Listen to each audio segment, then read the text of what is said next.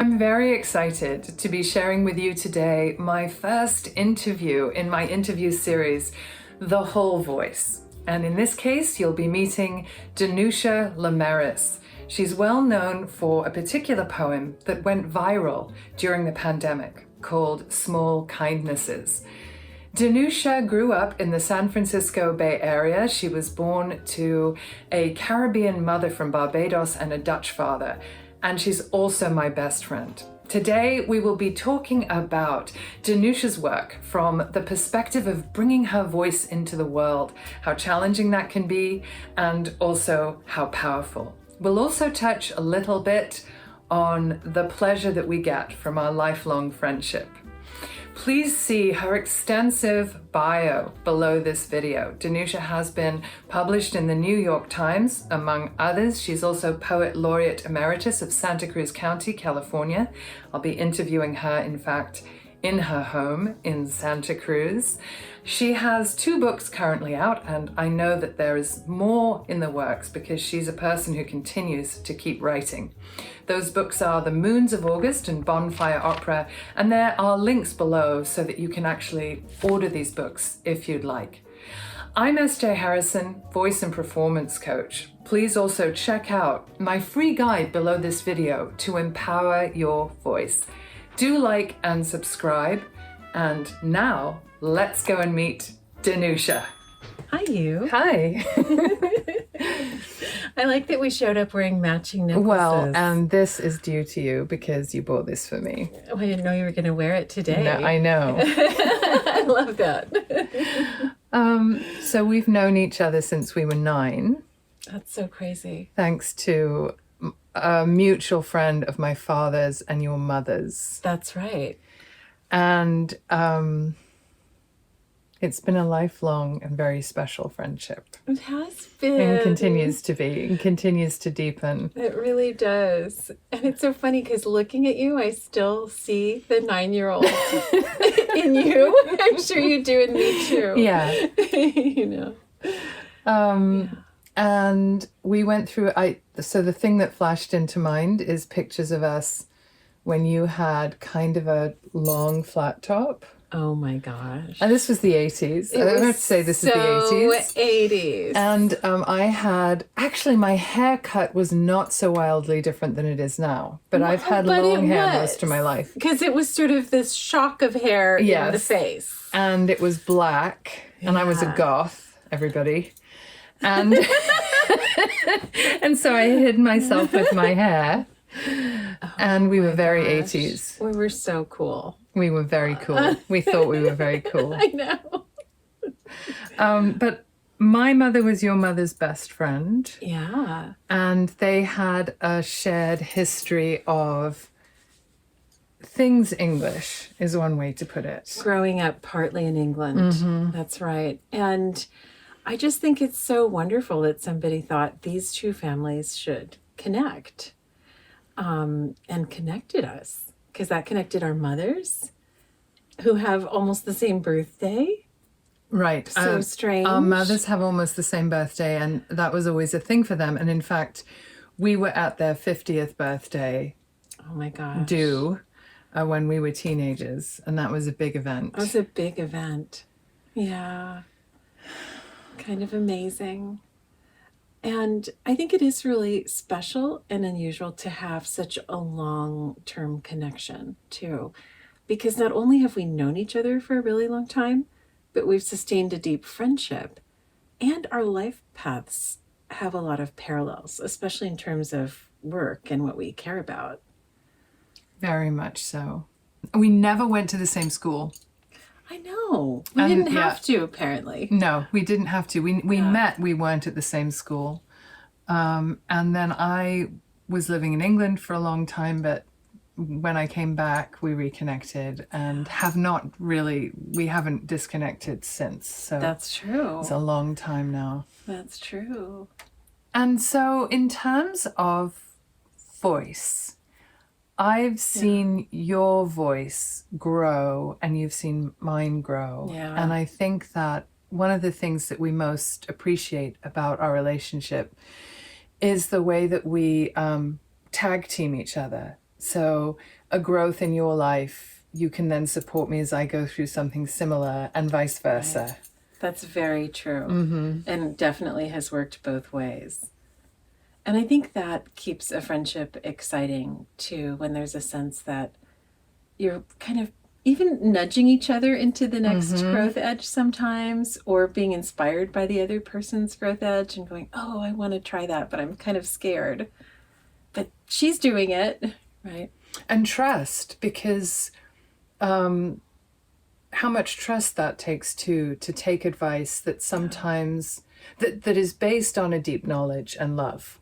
I think that's really made a big difference to us. That's true.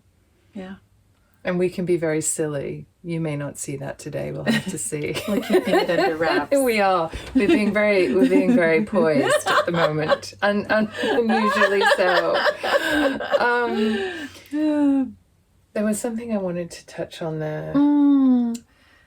Around being poised and not? Well, we could, yes. Or something else? I think in terms of the ways in which we feel we can speak out have been different. And I feel that you've particularly encouraged me to speak out in my personal life in a way that, or to be aware of when my voice is required. And I don't know that's been so much my role with you, which is incredibly ironic, right? I'm a voice and performance coach. Well, it is really interesting. But Danusha's coaching me on the sides. But I think there's a reverse thing too, that I think you've supported me in having my voice out in a more public sphere.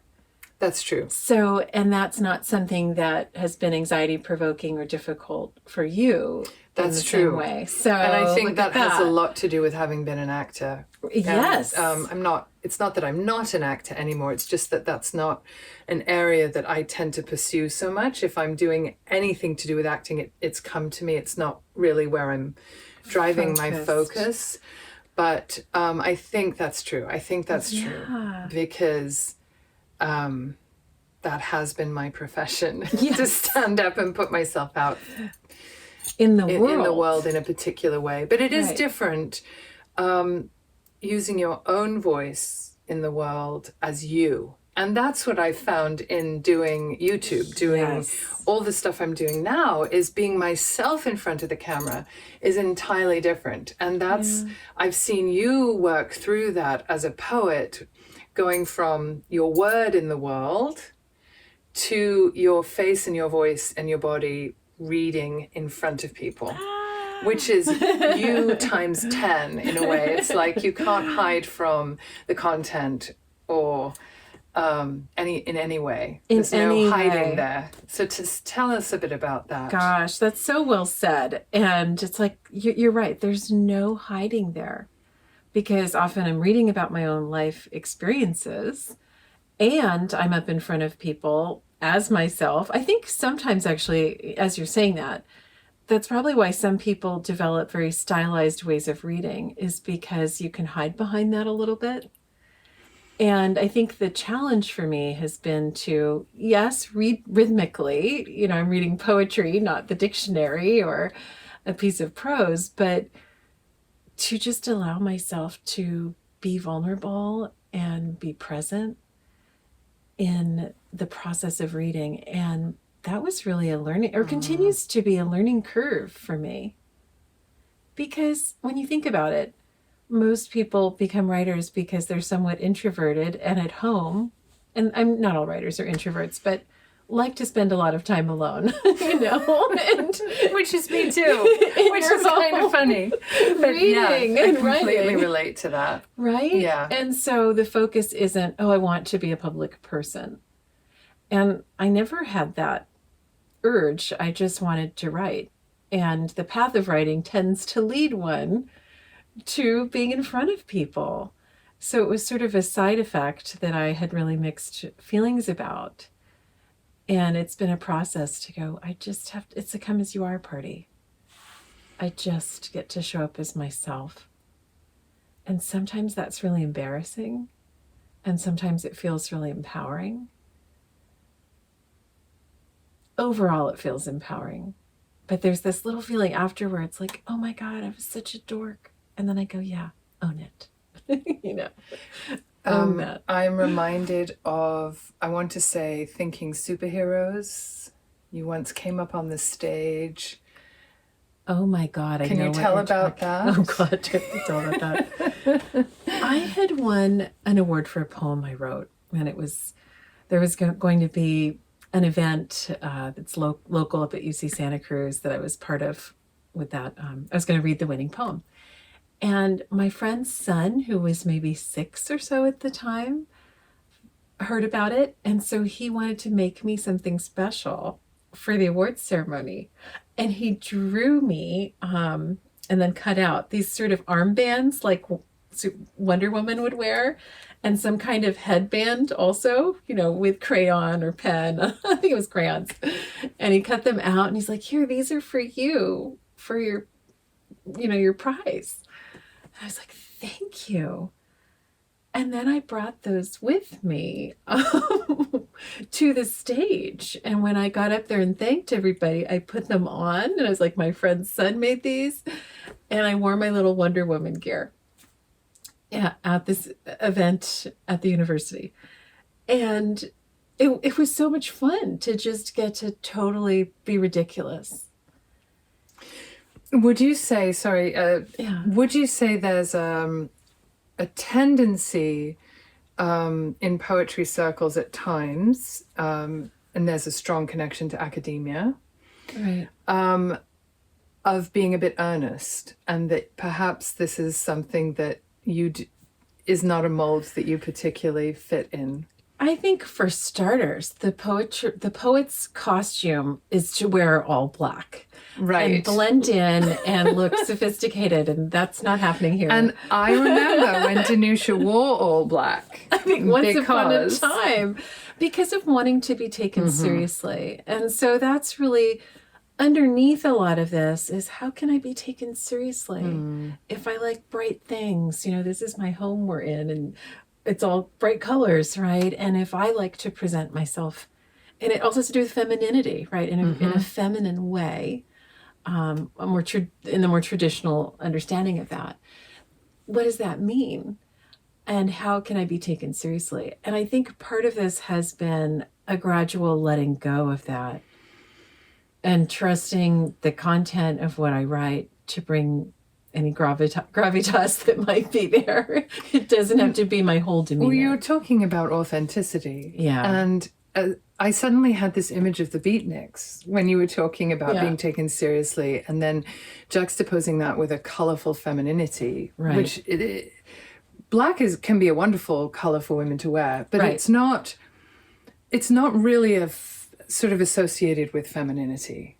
Oh, that's interesting. I think, as you were saying it, there's the little black dress. That's a particular thing. That's a particular thing. I have one. Yeah. But I don't think it's not very expressive. It's a statement rather than an expression. Yeah. Right. And it has to resonate. So I think we're talking about things that feel really right and natural, and noticing when things just don't, so that we're not trying to fit in a box. Trying to be taken seriously is not really the energy I want to come from. And yet there is something about taking oneself seriously. Yes. And so serious is almost a misleading word, I think, because you're talking about, in your journey towards being very authentic and authentic expression, you are actually taking yourself seriously. There's an embracing of self. This is who I am. And that's the and real this thing. Is what I have to offer. Right. But your version of taking yourself seriously isn't about being serious. It's about acceptance and celebration of self what you have to offer the world comes in this form, and it is in what is authentic to you. That's so true. And we get excited, I think, when we see other people doing that. There's something risky and exciting about seeing somebody just really being who they are, and publicly. I like to see that. I love to see somebody who's open enough to well up with tears when they're presenting, or to just start really laughing and to tell personal anecdotes. It feels alive to me in a way that something very scripted and controlled doesn't necessarily. Although we can all love a well-written speech as well. It's the energy from which it's delivered. Mm-hmm. I think it does continue to just come down to authenticity, but that the importance of authenticity has to do with being yourself as well, to connect, right? So if we're not ourselves, we can't fully connect to our audience, and the audience wants to connect, and the audience wants you to connect with them. They want to feel something happening between human beings. And so if we're not fully ourselves, that actually comes in between connecting with the other in any setting, personally or performance-wise. You can apply so much of, I think, what we're talking about to every aspect of life. And so I think that for my clients, sometimes the challenge is in settings where there's a strong structure and form, corporate settings, for example, how do you be authentic within that? And that's something that I continually ask. It's one of those questions. How can I help people to be authentic when they have to present something that may not be their passion? Oh, that's another level of it, isn't it? It is. How do you keep that core of self, even when talking about something that might not be as intimate, certainly as poetry is in content, and that you might not feel quite as connected to in an emotional way? And yet we can still show up as ourselves doing that. Yeah, that's the trick of it. Because I think especially now, and in what we've all gone through with the pandemic, I think it's especially true that we're seeking deeper connection or more authentic connections. And that things that are overly scripted or controlled, people tend to distrust or not really feel they have the energy to engage with. I find that even in a waiting room, I've had some very real conversations with strangers in the past year.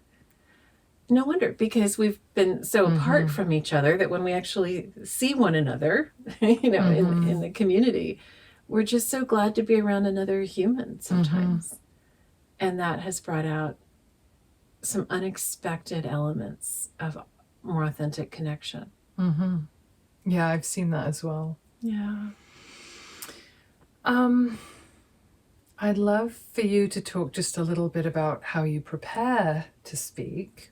Normally, generally, when you have a presentation.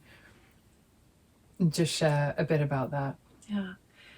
It's so helpful to have a ritual. And I think that's one of the things I learned with you in doing a workshop. That part of, your warm-up involves breath and connecting to the breath and making sounds that resonate in different parts of the body.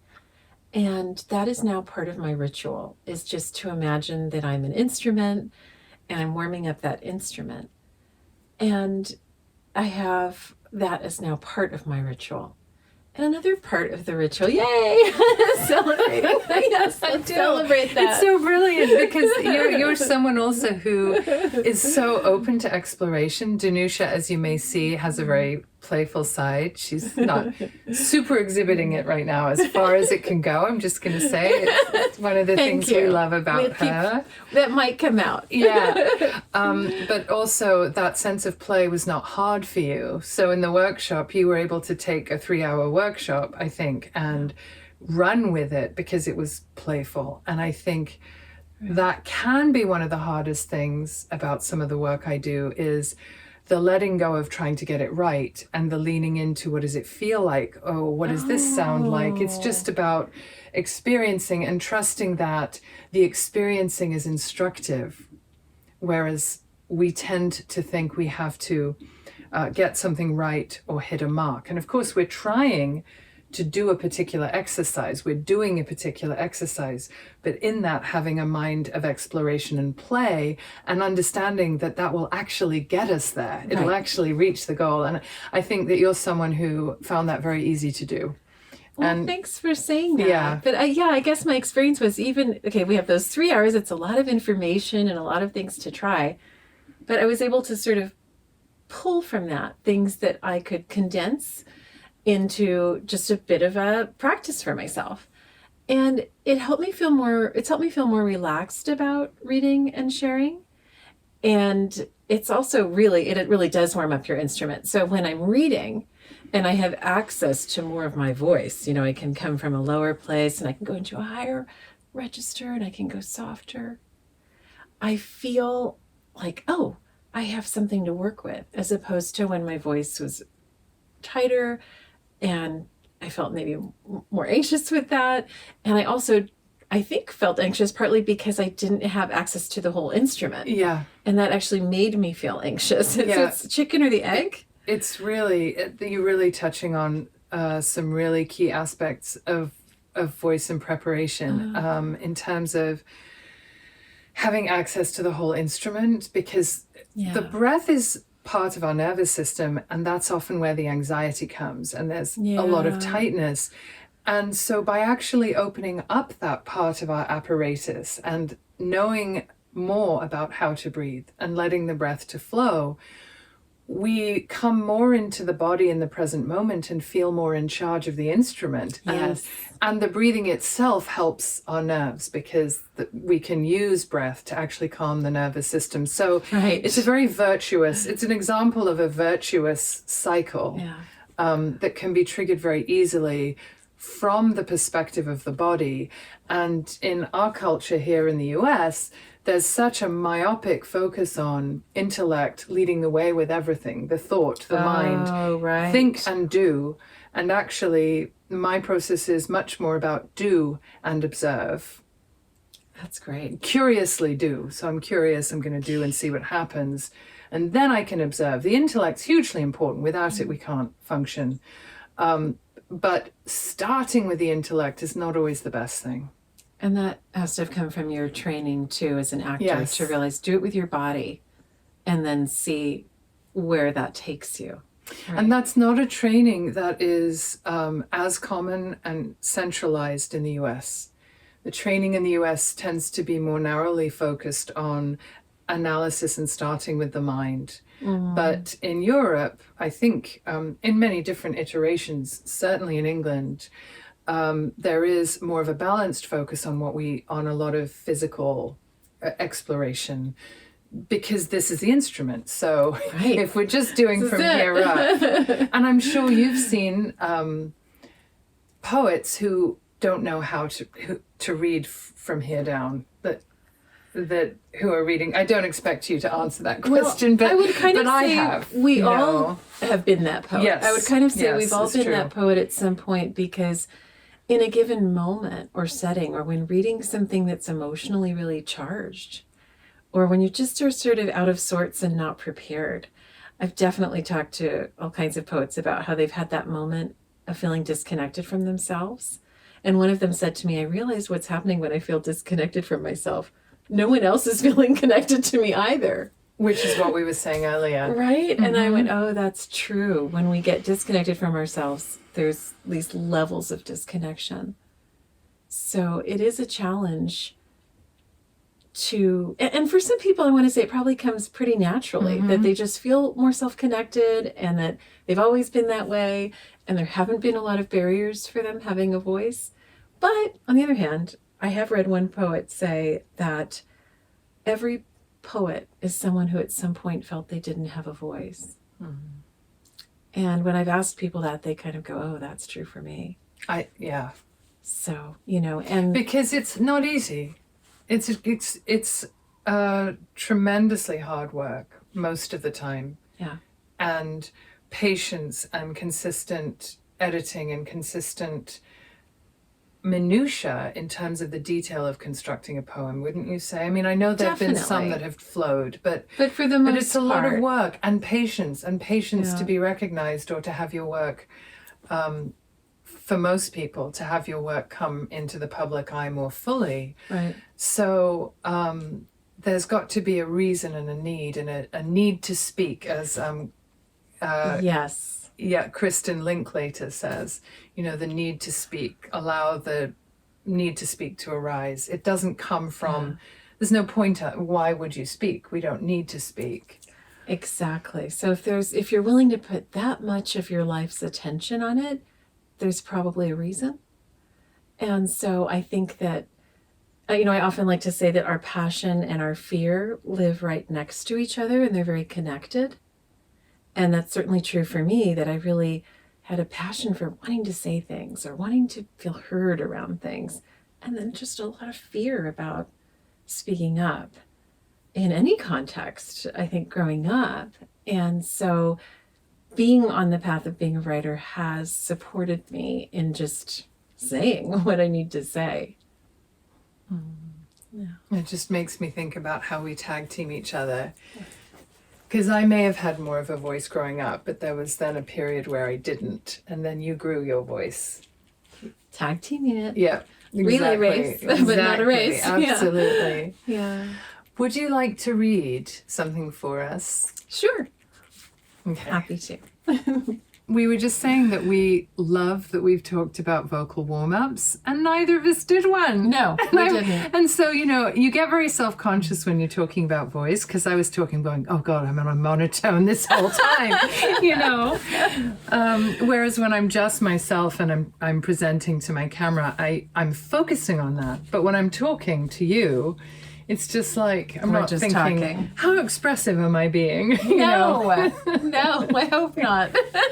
But neither of us warmed up our voice, so here we are. So this is where we both lived when we met. We were both living in this town.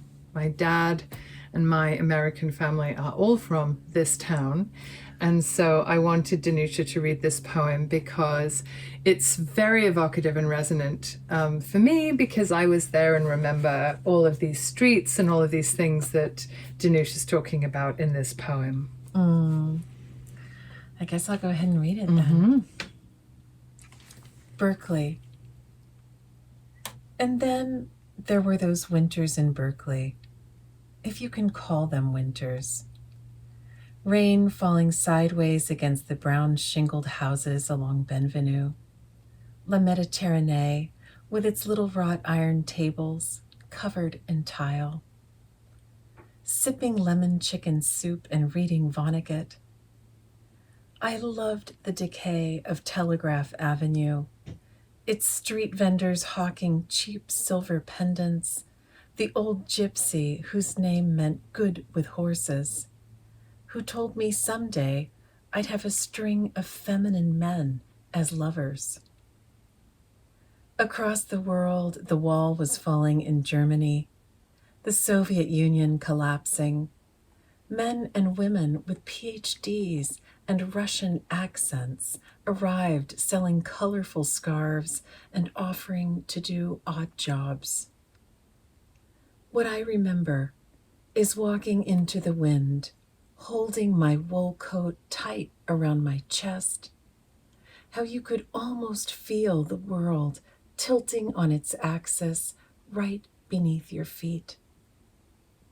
I'd pass the ramshackle cottages off Euclid with their dark rooms and disarray of roses, and dream of the lives hidden within. It's not that I was happy. I was too young to be happy, knew only its first blush, not the darker tones that come after and give it shape. But somehow I found the small, almost unnoticeable gateways that led there. The torn edge of a baguette hot from the oven. The acrid smell of the ginkgo when you walk underneath and step on the broken pods. Sitting at Cafe Roma, watching a beautiful man lean over a pile of textbooks as he sips his coffee, and almost, but doesn't quite, lift his head to see you. I love that poem. Well, you're Because sort it's of in there. It's so evocative. I went to Mediterranee the other day. Not probably the one you were talking about. There was one on Telegraph or off of Telegraph. This is the College Avenue one. They no longer have those tables. No, but they have that soup, and I just had it last week. Yes, their menu's the same.